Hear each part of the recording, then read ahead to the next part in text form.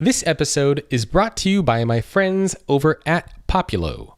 According to the World Economic Forum, 85% of organizations are expanding into new technologies like big data analytics, cloud technology, automation, and artificial intelligence.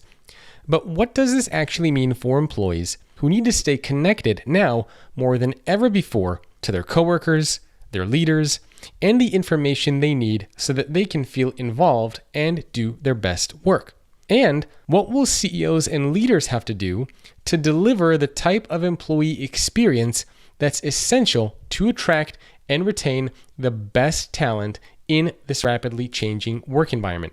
The critical thing here is employee communications and the role it will play in the digital workplace. That's where my good friends at Populo come in. They are one of the world's leading authorities on employee communications and employee engagement, and they have just released a brand new awesome guide called The Role of Employee Communications in the Digital Workplace. If you are a member of my newsletter, which you can sign up for at thefutureorganization.com, I'm going to be sending around a link to this white paper, so make sure to check your inbox. If you want to learn more, you can also check out Populo. It's poppulo.com. Again, that's poppulo.com. Also, my brand new book, The Future Leader, is coming out on January 29th, and it's based on interviews I did with 140 CEOs around the world and a survey of 14,000 employees done in partnership with LinkedIn. If you want to know the mindsets and skills you need to possess to lead effectively over the next decade and beyond, then you're definitely going to want to grab a copy, which you can do at getfutureleaderbook.com. Again, that's getfutureleaderbook.com. The way that someone described it to me is he said that inside of him was a 19th century mill owner. And what he meant by that was that he said, I think I'm one of the good guys, but when people aren't at their desks at 9 o'clock, or when they're not back from lunch at 1:30 or 1, whenever they come back from lunch, immediately the 19th century mill owner inside of me starts saying, right, that's it. No one's taking work seriously. I'm going to change things around here. And all of us have got a degree of that inside of us. We've all got something that's slightly more judgmental than we would like to admit. And this is why I think a book like this is designed not for a CEO, but it's designed for everyone. Because the only way that we're going to be able to change work is if we bring some evidence to the discussion, if we bring some proof to the table. That's Bruce Daisley, a Twitter executive and author of the new book, Eat, Sleep, Work, Repeat: 30 Hacks for Bringing Joy to Your Job, which comes out February 25th. Today you will hear what it's like to work at Twitter, along with Bruce's experiences at Google and YouTube. The main focus of our conversation, though, is about how to make work more meaningful, productive, and joyful, what to do if managers constantly shut down your ideas, and we also talk about some realistic strategies to combat burnout and stress at work. We wrap up the conversation with some fun rapid-fire questions so you can hear about the hardest business decision Bruce ever had to make, an embarrassing moment he had at work, and his current favorite book. I adore these things. I adore the fact that we're having discussions now that are about trying to be honest about work, about forcing us to make decisions about what to prioritize. Because for too long, we've got into this zone where we celebrate people with #hustle culture, or people who say that, you should always be working. And I think it's fair to say we've tried their version and it hasn't worked.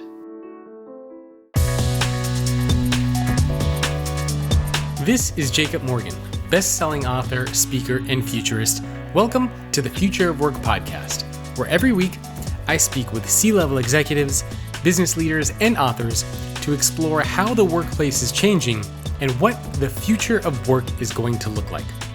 The goal of this show is to give you the insights, the ideas, and the inspiration to help future-proof your career and your organization. If you want to get access to more content, such as podcast transcriptions and information on working with me or having me keynote your next event, you can visit my website at thefutureorganization.com. If you want to take your education even further by getting access to courses that explore these themes in more depth, then check out futureofworkuniversity.com.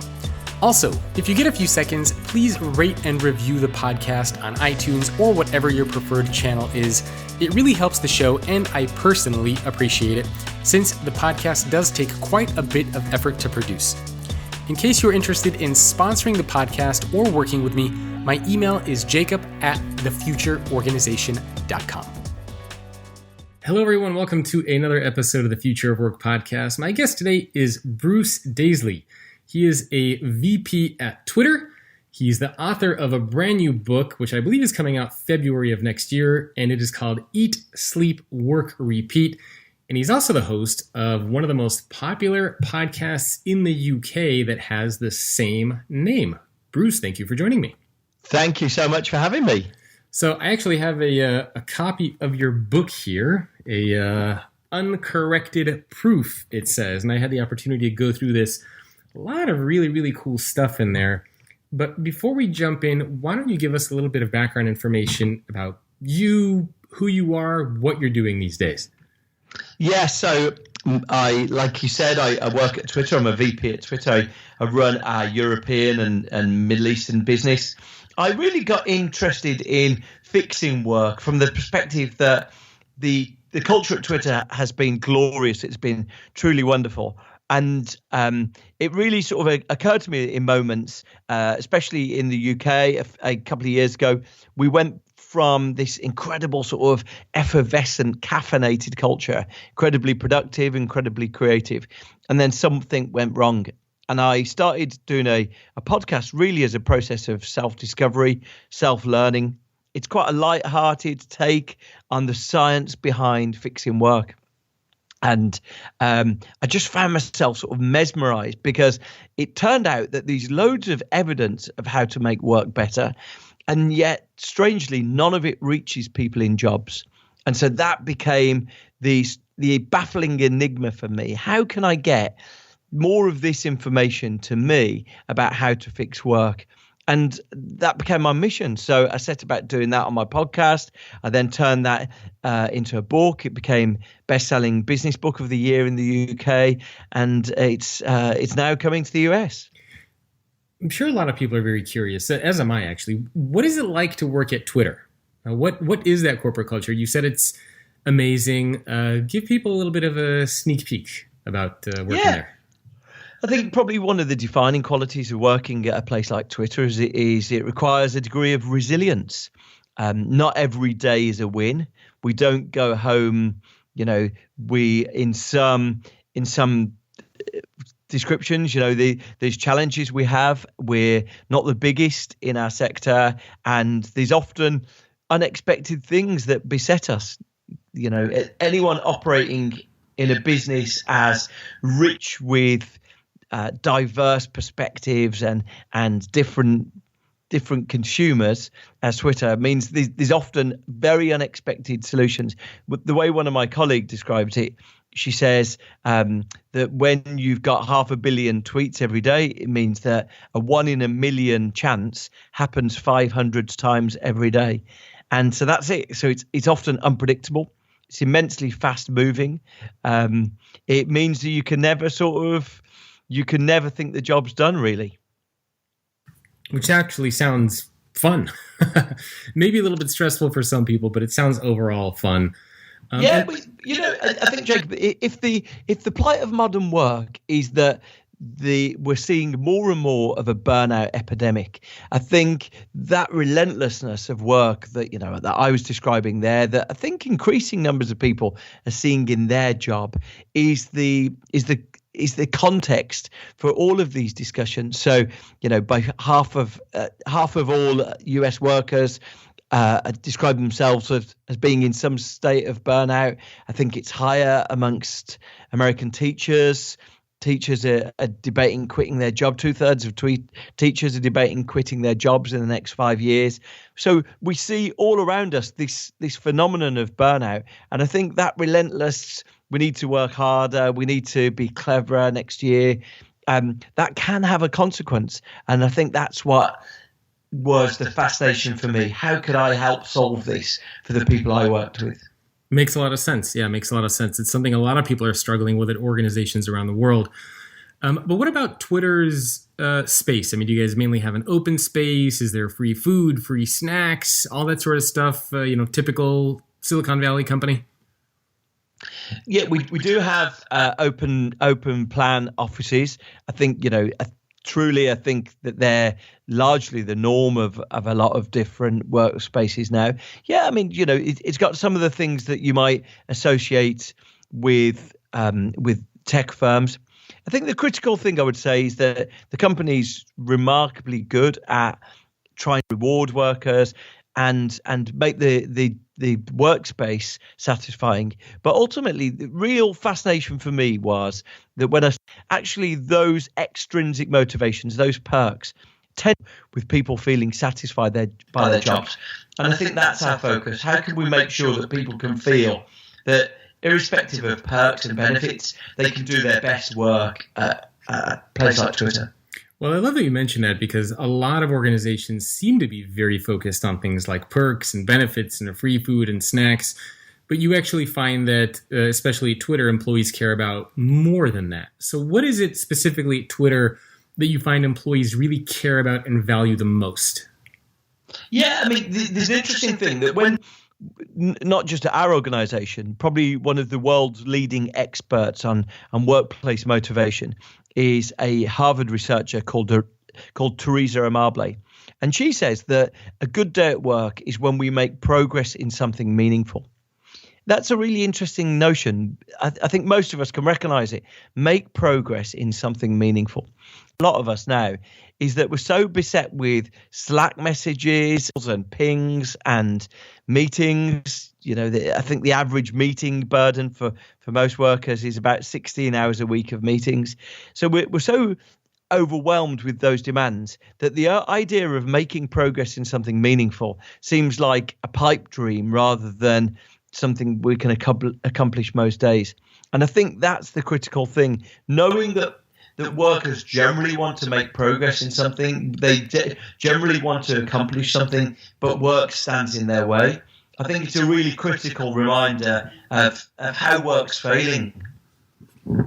It is, and I'm sure a lot of people can agree to that. And you cite a couple of statistics in your book around how the employee engagement scores at companies around the world are just abysmal.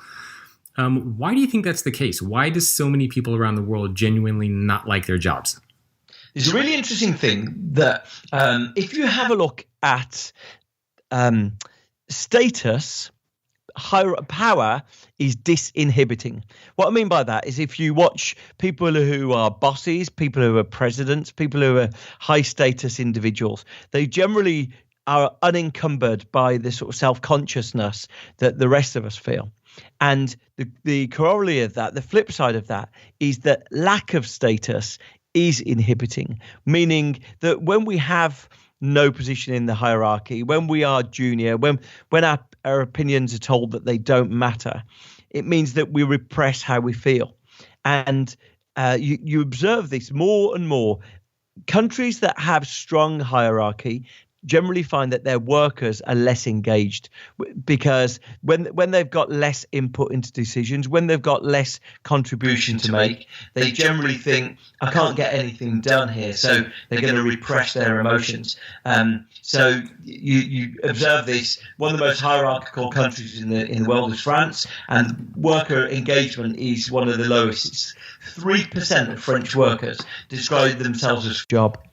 I mean, it's a number so low that it makes you go back and check the methodology. But it's the same methodology they use around the world. And yeah, workplace engagement is really low. We feel like we're bowing to our bosses. So what's the solution? What would you do to fix that, if anything? Yeah, well, I guess there's a number of things. The first thing I would say is that quite often when you're thinking about how to improve workplace culture. There's two ways of looking at it. I see it as like big picture workplace culture and then little picture, macro and micro. When we're looking to change the culture of an organization, we might change the policies, we might change the philosophy about home working. These are big picture culture things. But more often than not, if people are feeling burnt out, exhausted, tired, things that are closer to them impact on their level of connection with their job. And so that's why my take on these things is that actually to improve work for most of us, to make our teams feel more fun, to make our teams feel more productive, more able to hit our targets, our quotas, then there are things that any of us can do. Whether we're the boss or whether we're the new starter straight out of college, there's things that all of us can do. And that's what's inspired me. I think the reason why the book has ended up being the best-selling business book of the year in the UK is because these changes are so simple that anyone can stage their own intervention. They can say, actually, we could do 2 of these things next week. So let me give you some examples. Some of the things that we find is that if we are having 16 hours a week of meetings, one of the best things that we can do is just thinking about how we could do those meetings in a different way. One of the things that people constantly tweet me or hit me up on LinkedIn about is they love walking meetings. Really simple. If you've got a one-on-one meeting with someone, then rather than sitting at a desk in a contained room, either walk around the building or even better, maybe walk outside, grab a coffee together. And going for a walk in nature is correlates very strongly with us having more system thinking, being able to see a bigger picture. It's also very good for our creative thought. If you are worried about the sort of security of your ideas, then I want you to know that the mafia endorse walking meetings as safer than being in meeting rooms. So there's a whole load of reasons then to think, okay, so the only thing stopping me from going for a walking meeting is that suggesting it might be a bit awkward. And if you take someone into your trust and you say, look, we're going to try this, do you fancy giving it a go? Quite often you find that people say, you know what? I've been in 3 meetings this morning. That was the best one of the day. So, just actually as soon as you then understand that doing these small interventions can make our work feel more rewarding, satisfying, happy, then you start thinking, oh, well, maybe there's more things I can do to enjoy work. Well, that brings up an interesting question around who's responsible for your happiness at work, because there's a lot of discussion around, well, the organization should be doing XYZ, your managers should be doing this. I mean, your book is clearly a manifesto for what we should be doing as individuals. But when you think about purpose and meaning and happiness, whose responsibility is that for employees? Is it up to us as individuals? Is it our managers, companies, or a blend? So the critical thing, I think, is that we could spend a lifetime waiting for our bosses to be enlightened. We could wait a lifetime for our bosses to think, how can they improve work for us? And the evidence I found is that quite often low status people are able to change the environment of work far more than we think. Whether it was the one organization I went into where the receptionist improved their workplace culture, or I went into other places where just a new starter armed with a newspaper article and just an ambition to change things helped transform another organization. Wait, now I'm intrigued. Can you share a little bit more about those first 2 stories? Yeah, so let me give you some examples. So firstly, I went into one organization, and their receptionist was an actor, and she was between jobs, and she used to come back, and she would come into the business, and she said to someone one time, she said, the culture here is not good at all. And And they said, "Oh, really? How do you know?" And she said, "Well, my job, the fact I'm sort of a contractor, a temporary worker, I go from business to business. And there's some wonderful places and there's some terrible places. And this is the worst." And then, so they were like, "Okay, wow, gosh, we hadn't realized, we hadn't realized that we were a bad business." She decided to took it upon herself. One Thursday afternoon, she bought a few bags of potato chips and a few Pringles, and she laid them out on paper plates in the middle of the business. She sent an email to everyone saying it's the best time of the week. We call potato chips crisps in the UK, but she says it's Crisp Thursday. It's the best time of the week. And she and people were initially baffled by it. Anyway, they gathered to tuck into these snacks, and gradually over the course of the next few weeks, people started saying, "Oh, I really enjoy that." It's sort of, I guess, for a British ear, it would be what the pub used to achieve. It would be sort of, what just going for an after work drink would have achieved. But it did it in a far more easily adaptable way. And actually, people started talking about it as their favorite part of the week. And very soon they had a new chief exec join the business. They were part of a big group, so they had a new chief exec. And everyone realized, right, we're going to have to tell the new boss about this sort of snack-filled Thursday afternoon intervention. And they realized, oh, right, it's become one of our favorite rituals. It's become one of our favorite parts of the week. So just realizing that you can do one of those things and improving the culture seems incredibly powerful. Let me give you another example. I was dealing with a very busy hospital. So this is a hospital in the centre of London, incredibly high demand, incredibly large number of people coming in because it's an urban hospital. And one of the people who worked there was a doctor, and she realised that her workers were feeling burnt out. And she said, she decided, I wonder if there's anything I can do to reduce the impact.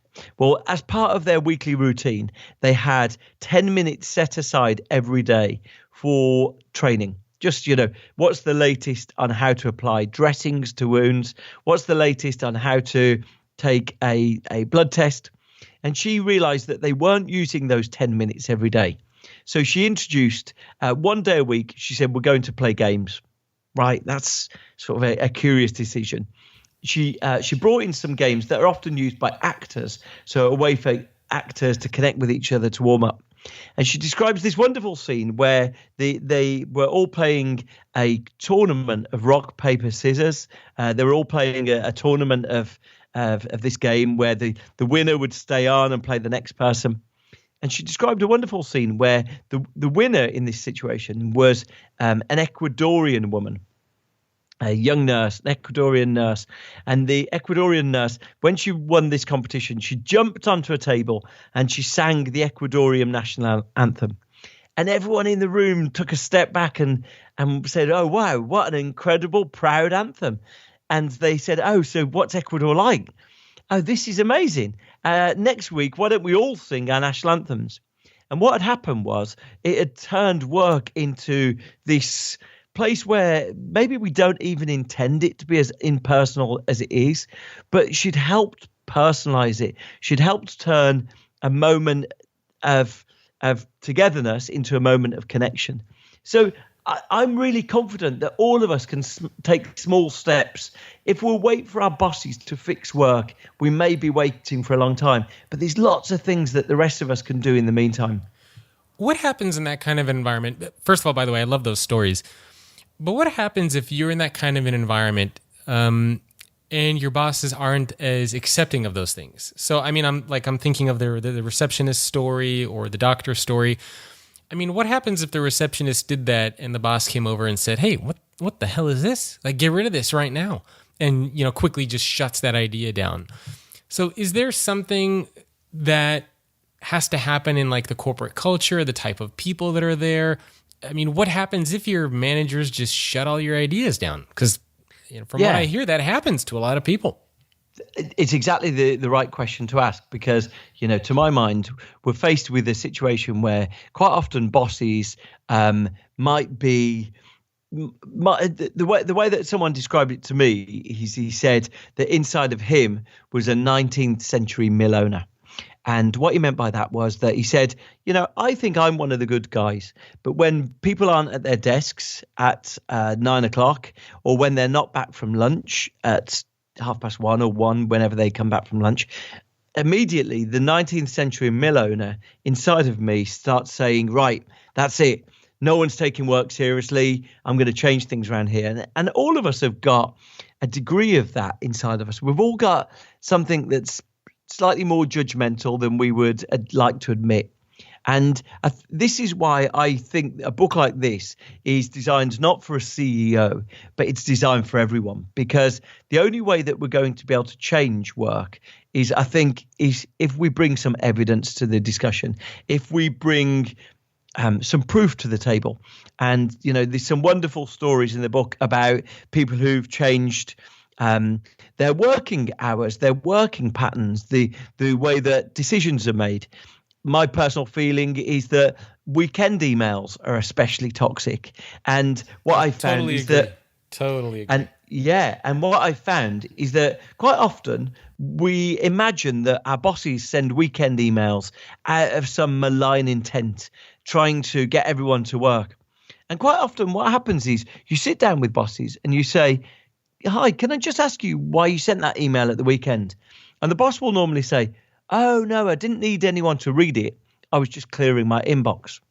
And then you say, okay, well, one of the things that happens is when a boss spends an hour emailing at the weekend, each one of their workers, statistically, based on the evidence we've seen, each one of their workers spends at least 15 minutes. So if a boss has got a team of 20 people, then by emailing themselves for an hour, they've created an extra 5 hours work amongst their team.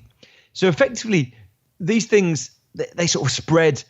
It's like a viral internet clip. The idea of your boss working makes everyone else work. And one of the things that correlates most closely with burnout is people working at the weekend. When we don't have the ability to switch off, it's when we hit the wall, when we can't keep going. And the sad thing is, it's our best people that get most unfortunately burnt out. So if you've got someone wonderful in your team, someone who sets the team alight with ideas, with imagination, with energy, then if we allow weekend emailing, then quite often it will impact those people the most. I always say that connectivity does not imply availability. And we always assume that just because we're connected means that we always need to be available.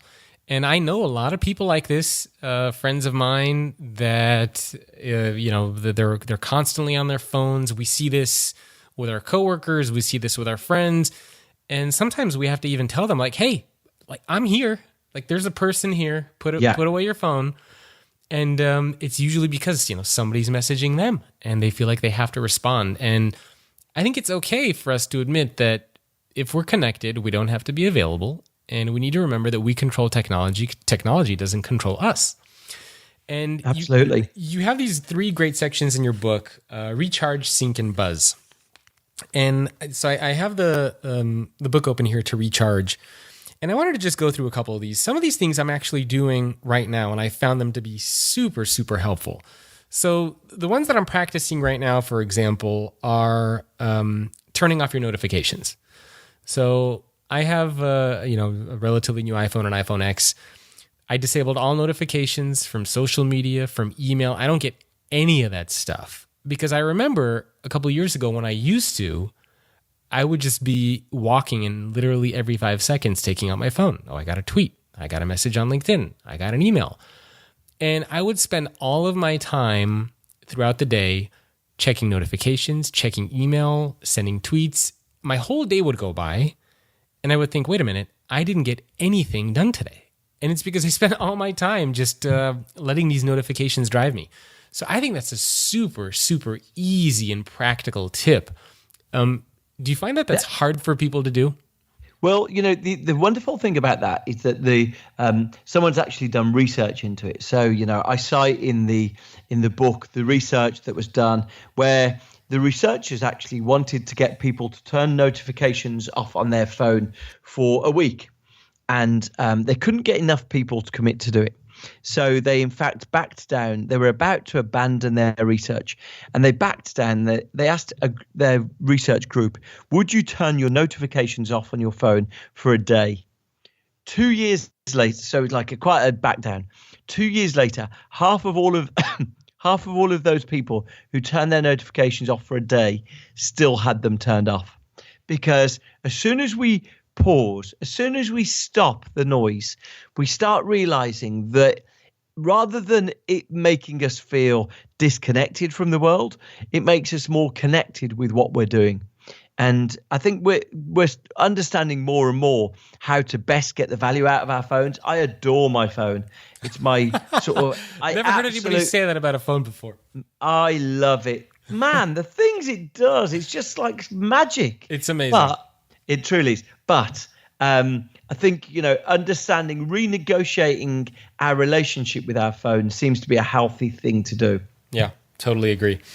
The other thing that you mentioned in here, which we recently started doing in my house, you have a Digital Sabbath. And so what we try to do is every Friday, we try to do kind of no technology Friday. And so, when the end of the day comes, when we pick up our daughter from school around 5:30-ish, we try to shut down technology, phones, computers, television, and we'll just spend the night, talking, hanging out, playing games. My wife and I, after our daughter goes to bed, will spend time reading, sitting on the couch together. Oftentimes we find that we go to bed early. And on those nights, I find that I get the most amount of sleep. Usually I get like 6-7 hours average. But on those digital Sabbath days, I get like 9 hours of sleep, 8.5 hours of sleep. It's amazing. And I wake up on Saturday and it's just, you feel refreshed. It's amazing.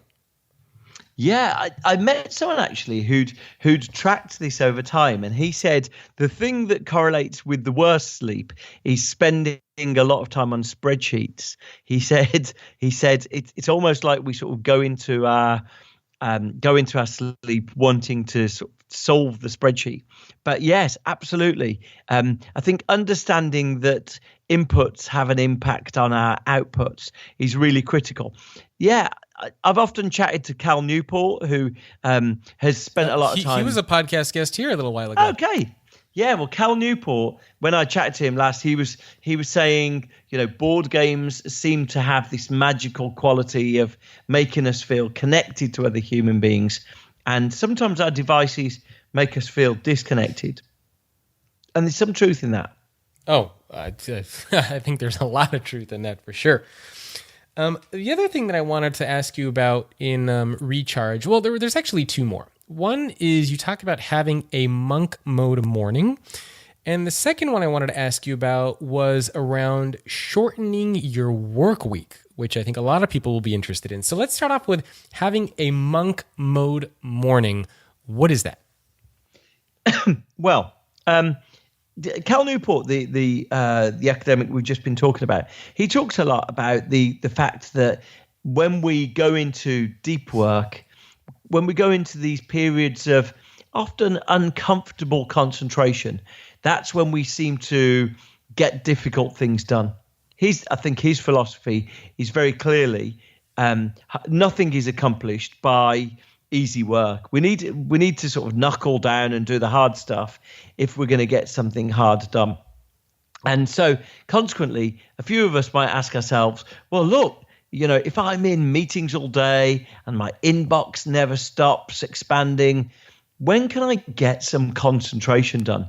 And that's where the idea of a monk mode morning comes in. The idea that maybe we set aside 60 minutes or 90 minutes once or twice a week where we just concentrate on getting the most important task in front of us done. So that might be, we say, you know what, Wednesday at 8 or 9, whenever we would normally start our commute, Wednesday, I'm going to just spend 90 minutes concentrating getting that document done. Then I'll do my commute. I'll go into the office the moment I've got that done. And in my experience, what you're able to accomplish in 90 minutes of uninterrupted concentration is mind-blowing compared to what you expect. We're so used to doing things in snatched 2 minutes here or there between emails, between meetings. Multitasking.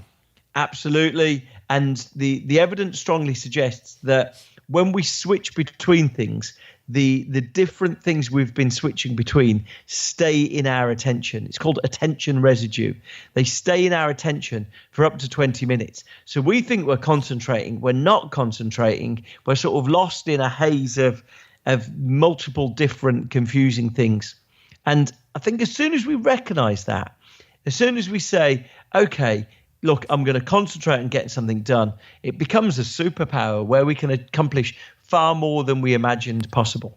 Totally agree. I mean, for me, a couple other things I've done. So I also don't check email or social media until 4 o'clock every day. Now, in all fairness, I do have an assistant that works with me who helps me. If there's an emergency, she says, hey, Jacob, you got to check this. So I tried to have somebody help me so that I don't need to be checking email or social media at all until 4 o'clock. And I also don't have meetings on Monday, Wednesday, or Friday. So only Tuesdays and Thursdays are for all of my meetings. And at least personally for me, I found that when I have days that are full of meetings, those are the days when I'm most exhausted. When I'm in the middle of doing something and then, oh man, I just got into the flow here and now I got a meeting for 30 minutes. And there's a really interesting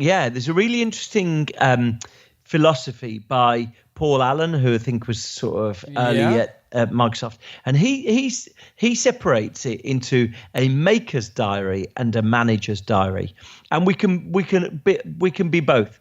But a maker's diary needs blocks of uninterrupted concentration.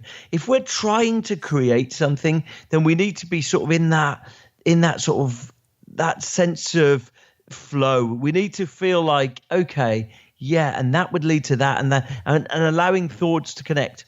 When we're in a manager's zone, we can zip between 15-minute meetings. It almost becomes adrenalizing that we're dashing between meetings. We're ticking off emails. We're responding exciting. to things.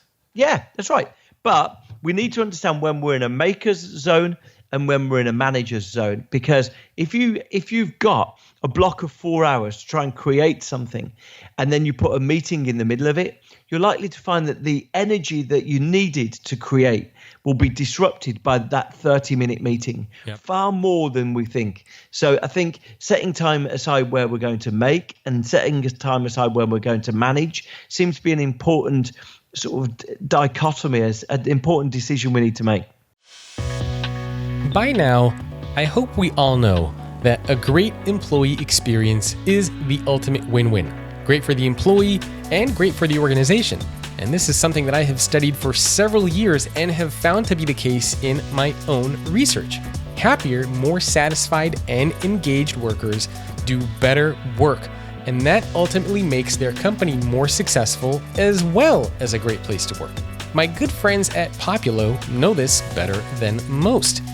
They're one of the leading authorities on employee communications and employee experience. And by the way, they just happen to be a great place to work too. They know creating an awesome employee experience isn't easy.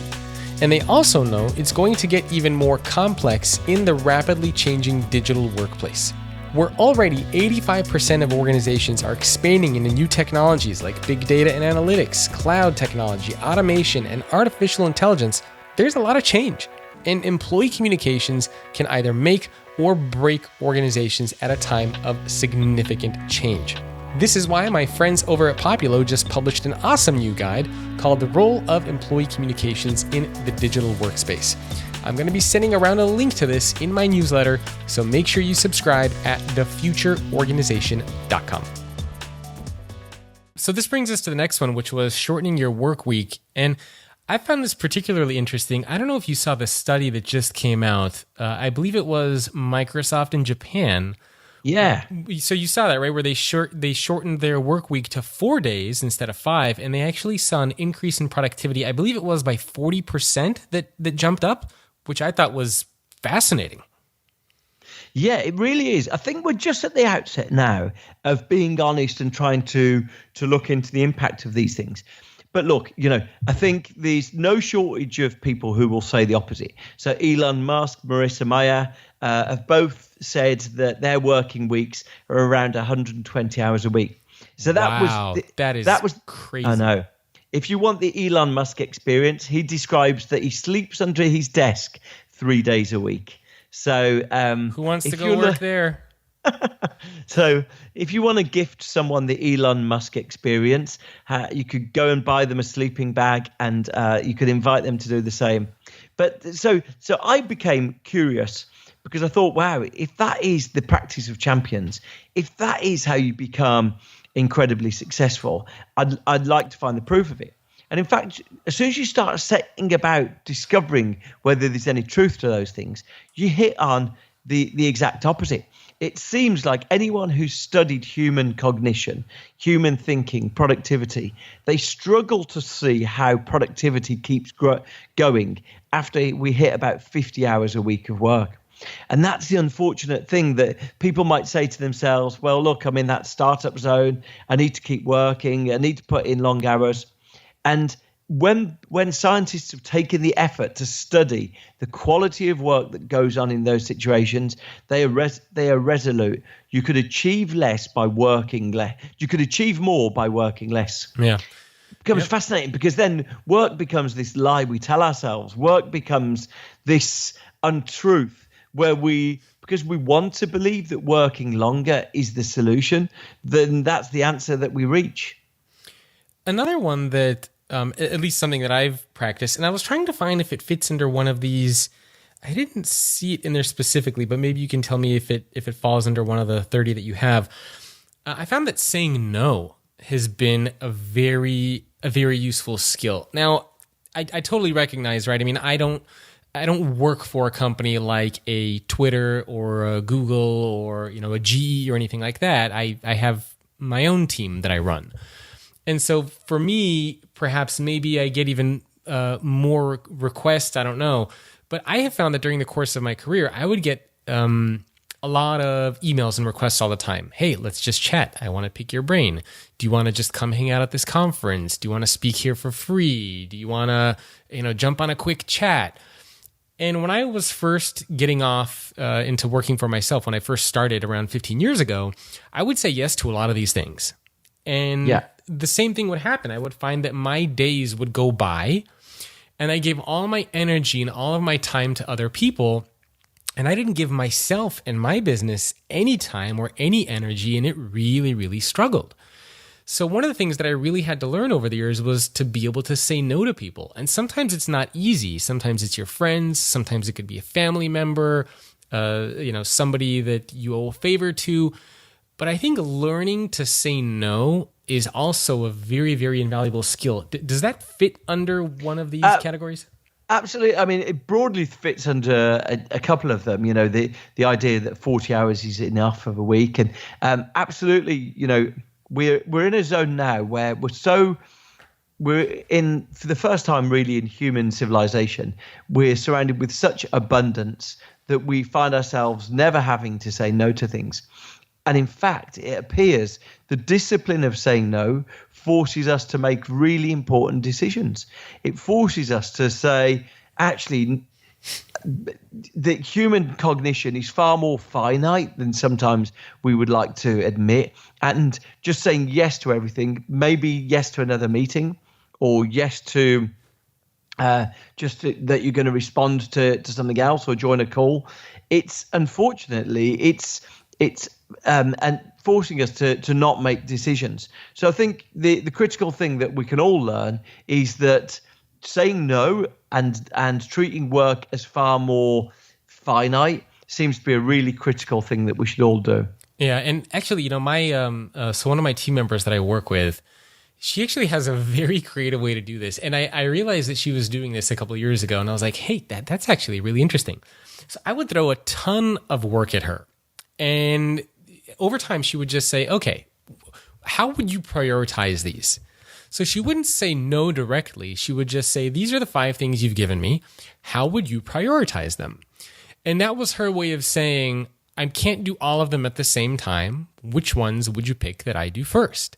And I thought that was a very unique and clever way, and something that probably a lot of people can do inside of their companies. If your manager comes to you with 40 things, I got to get this done, give this to me tomorrow, is to try saying that and say, look, I get it. You've given me a lot of things. How would you prioritize? What order would you like these things done in? And I think that really forces the manager to think like, okay, well, there's no way this person's going to get it done all at the same time. And it kind of changes the conversation a little bit. And, she did it and it worked on me. Yeah. And so I thought that was a very clever technique that she used. Yes, absolutely. Yeah. And look, I adore these things. I adore the fact that we're having discussions now that are about trying to be honest about work, about forcing us to make decisions about what to prioritize. Because for too long, we've got into this zone where we celebrate people with hashtag hustle culture, or people who say that, you should always be working. Yep. And I think it's fair to say we've tried their version and it hasn't worked. What do you think of that, actually? Because I know there are some social media pundits, some social media influencers who are very much promoting that all the time. Hustle, hustle, hustle. I work on the weekends. I only sleep 4 hours a day, like nonstop work. And a lot of people see that and they try to emulate that, and they try to do that as well. And perhaps it causes more harm than good. So what's your thought on the whole hustle culture that we're seeing? Yeah, very much. I think that's the whole point of this book, really, that, we've ended up, I saw a wonderful writer in the Atlantic describe this as workism, that, we've ended up in a situation where we've told people that the only thing they should value is working all the time. And truly, the impact of it is that people are feeling less satisfied by their jobs. They're feeling overwhelmed. Yeah. I mean, look, the notion of needing to hustle all the time, unfortunately, is creating a work culture, a work environment where people are starting to question what the real benefit of this is. And I got to be honest, this is something I personally struggle with. So, working for myself, having a team of 10 people that I work with, I constantly feel like I need to be working. And it's very hard, right? Because you constantly feel, and sometimes I even feel like if I have free time, it's almost like I feel guilty that I shouldn't be relaxing. I should be planning my next course. I should be reviewing something, planning a talk. And so this is something that I have really, really struggled with over the years and have had to try to figure out. I mean, even recently, and I don't know if it's maybe mental reframing, but I'll just share a story in case people are interested. I did give a talk recently for an organization. And for like 2 weeks, I was just very stressed out about this thing because they hired an agency and there was like an intermediary and they were just very conservative and they were picking apart my talk and telling me, don't say this, don't say that. And in my mind, I'm just thinking like, God, this talk is going to suck. And I was dreading giving the talk. Yeah. And then when I finally showed up, everybody was super nice. Everybody was very welcoming. Everything went amazingly well. Somebody came up to me, one of the executives, and complimented me. Like it actually ended up being a great, great talk. And so sometimes I think we make things worse in our head than they really are. And I'm not exactly sure how to fix that. At least for me, I struggle with it. I don't know if you have any advice on that or if that fits into any one of these kind of getting out of your head.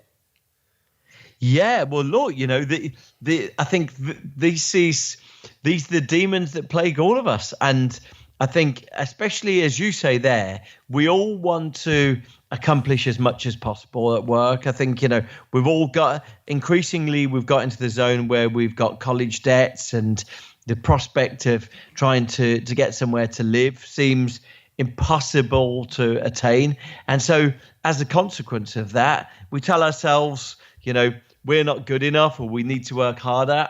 And unfortunately, it's the road to ruin. And work, when it's at its best, can make us happy.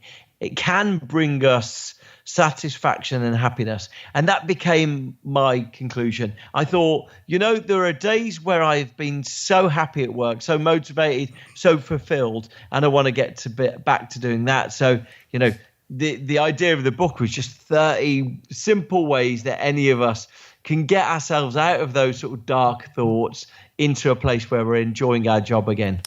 And the really weird thing is for me, like when I travel, and I'm sure you travel a fair amount as well, like when I travel somewhere to go give a talk, let's say it's Bali or Australia, wherever it might be, I don't work that much because I spend a lot of time kind of seeing the sights, trying food, seeing the country or the city that I'm in, and I'm very happy.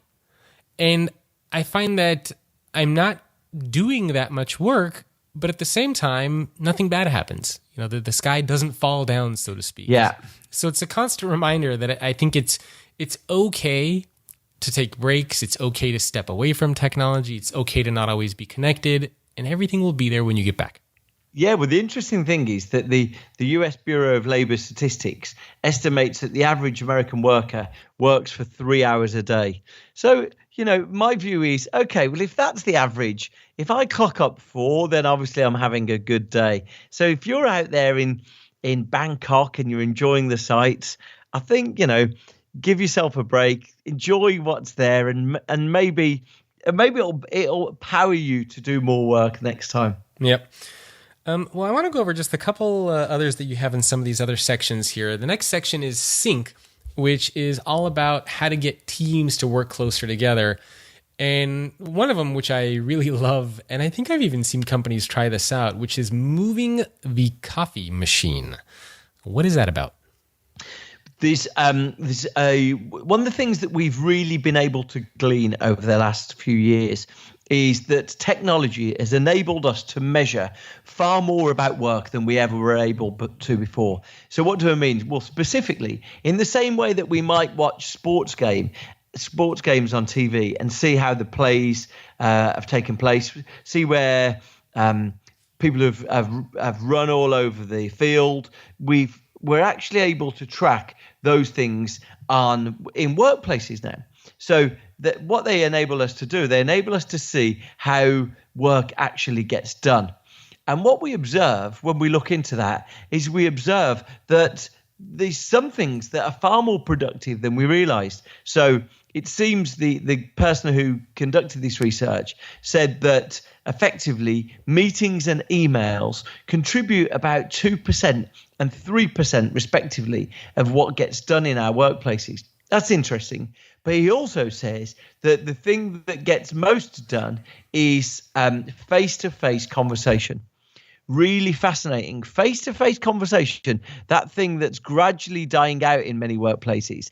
Face-to-face conversation seems to be one of the things that most empowers workplace productivity. And I think, that becomes... It just starts helping us understand what's going on in our workplaces. That when we look under the bonnet, when we look under the hood, we actually see that work is accomplishing things in ways that we hadn't necessarily imagined.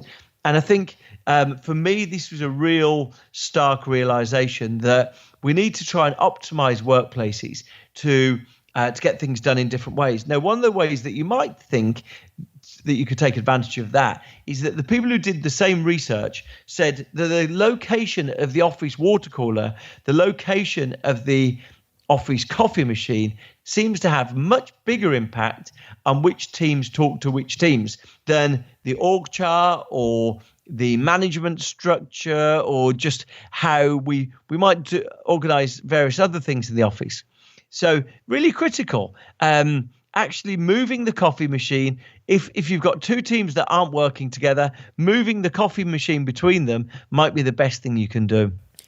The other thing, which I'm sure a lot of people would love to be able to do in their company, you said half your meetings. So cut the meeting time in half.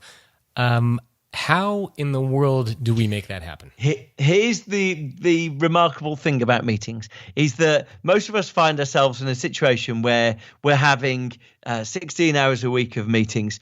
But then when we if we are honest about what we're doing in those meetings, we would probably admit that we're not really paying much attention. And so we're in this situation where we find ourselves overwhelmed with just the demands upon us, the fact that we're in these non-stop meetings, and I guess the critical thing that I would say is the evidence suggests that spending less time in meetings actually makes our job feel more rewarding. So what's the way to do that? Well, one of the ways to do that is to invite fewer people to meetings. If you've got a meeting that's got 10 people in it, could you get by with having 5 people in it? Or could you get by with having 5 people and it's half the length? Why? Because we've got this strange thing with I always think that, fear of missing out has nothing on FOMO, which is fear of missing out of meetings. We've got this strange thing that if we hear a meeting is taking place and we're not invited to it, we start wondering what we've done to not be invited to this meeting.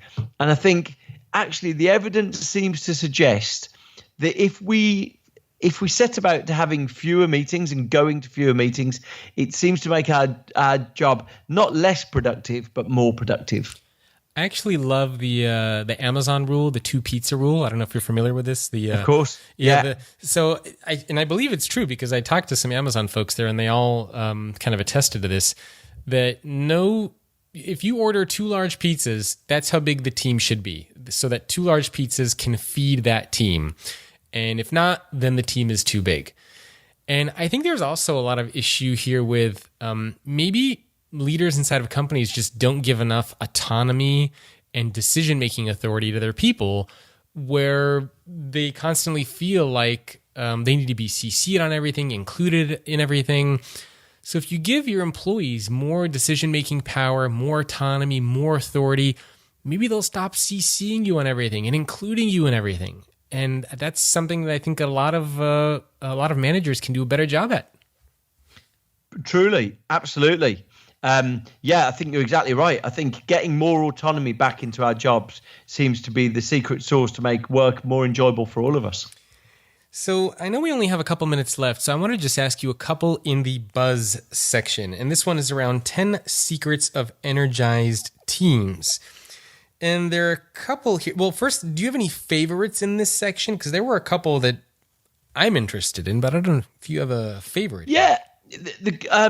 I think the critical thing for me is that, I talk about the importance of teams feeling relaxed. And by that, I mean that there seems to be really strong evidence that when teams laugh together, they feel more gelled together.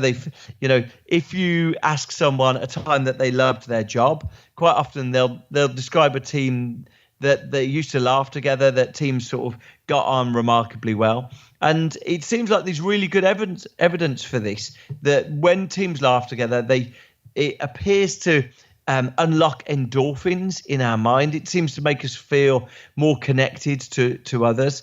And I think this is a really critical component for our very best teams. Now, often we can find ourselves thinking that work needs to be earnest, that work needs to be focused on the heavier side of things. And in fact, allowing team to feel relaxed and bonded with each other seems a really critical component of the best performing individuals and teams. Yeah, totally agree. Gotta relax a little bit. Yeah. Well, so the one on here that particularly caught my attention was frame work as a problem that you're solving. Can you talk about that really quick?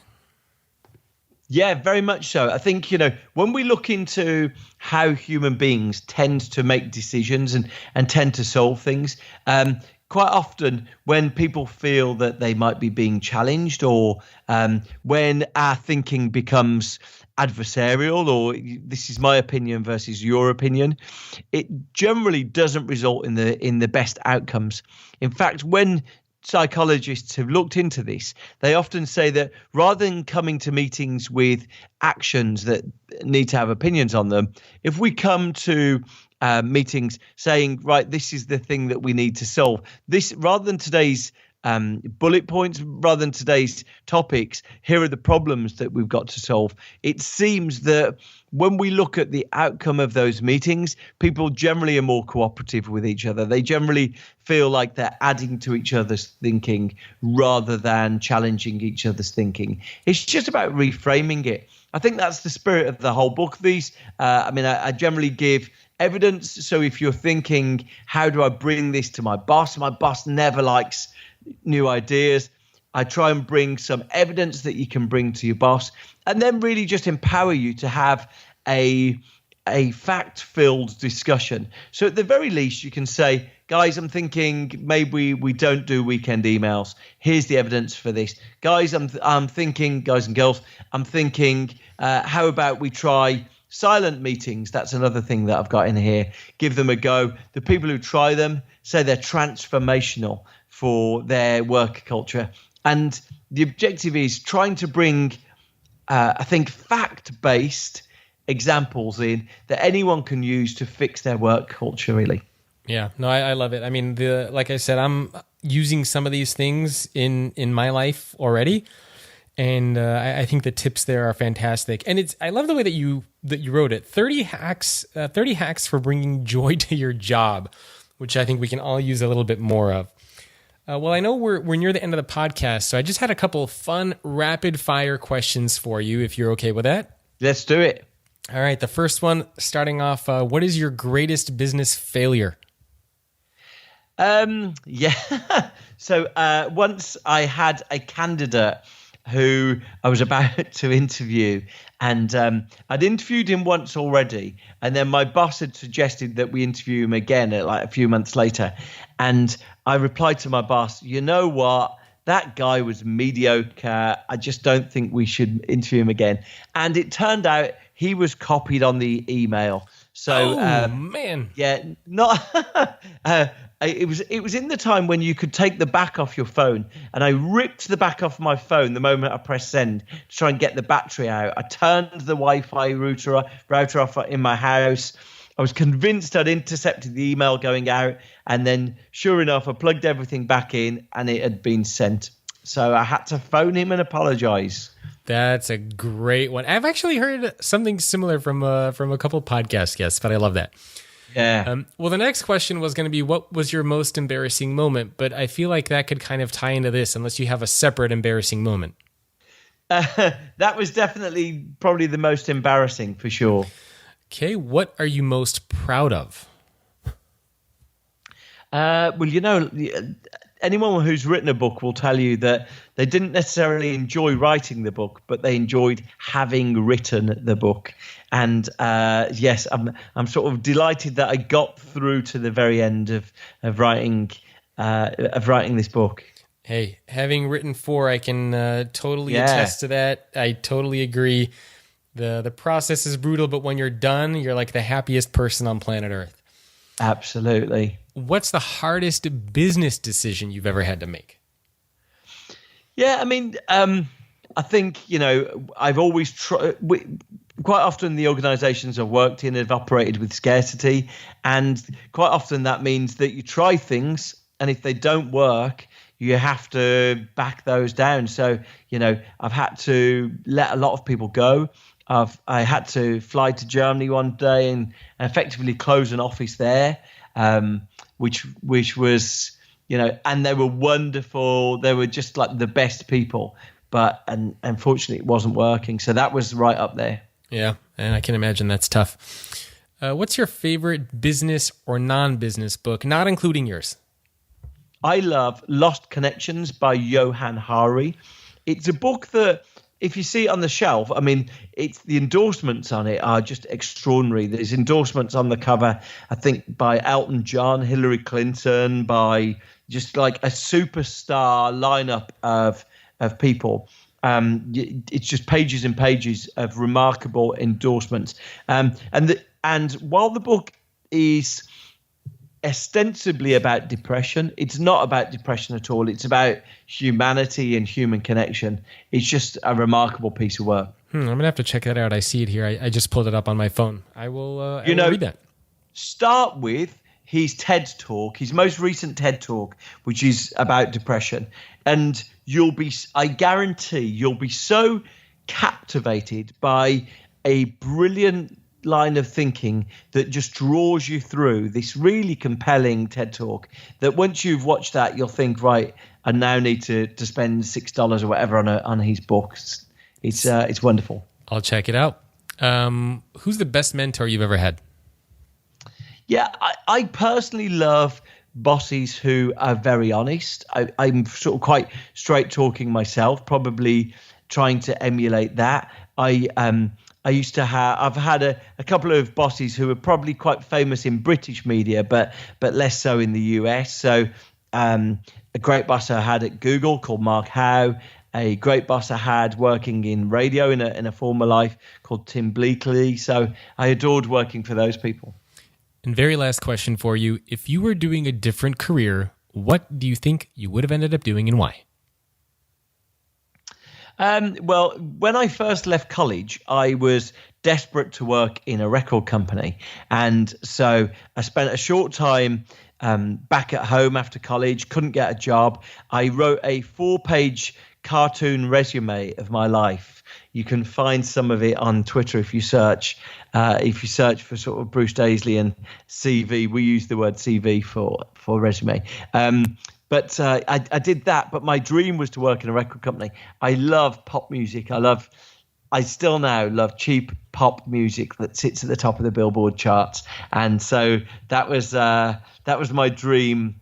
That was my dream job, really. What's your favorite song out right now, by the way? Have to ask.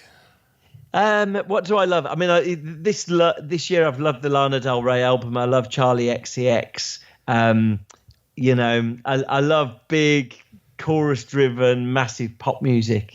Very cool. Yeah, it sounds like you're in the right place for that. I mean, you guys have a lot of great musicians coming out of the UK. Well, Bruce, thank you so much for taking time out of your day to chat with me. Where can people go to learn more about you? I know you're on LinkedIn, but anything else that you want to mention for people to connect with you, please do so. Yeah, I mean, I always welcome people connecting with me on LinkedIn. My podcast and all of my details about the book are at eatsleepworkrepeat.com.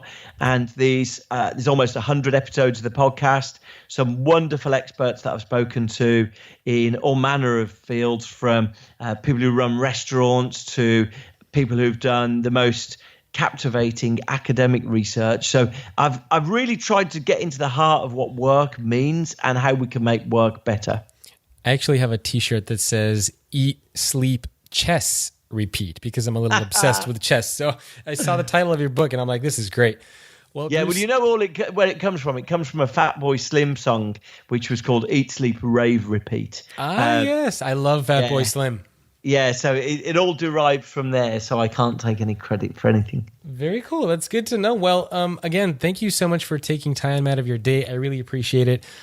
And for those of you listening, please make sure to check out his book. I had a chance to read an advanced copy, and it's great. Again, it's called Eat, Sleep, Work, Repeat.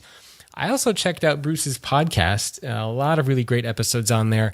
And if you want to check that out, the podcast also goes by the same name, Eat, Sleep, Work, Repeat. Thanks, everyone, for tuning in, and I will see all of you next week.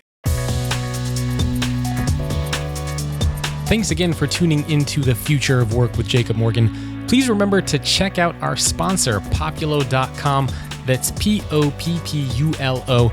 They are a global leader in employee communications technology. And remember, you can also grab a copy of my brand new book, The Future Leader. What if you could sit down with over 140 of the world's top CEOs from companies like MasterCard, Unilever, SAP, Oracle, Best Buy, and others, and ask them what it will take to be a great leader over the next 10 years and beyond? I did that and shared what I learned in my new book, which you can find at getfutureleaderbook.com. Lastly, if you've enjoyed the show, please remember to rate and review the episode on Apple Podcasts or whatever your preferred channel is. And if you want to get in touch about sponsoring the show or having me keynote your next event, you can email me, jacob@thefutureorganization.com.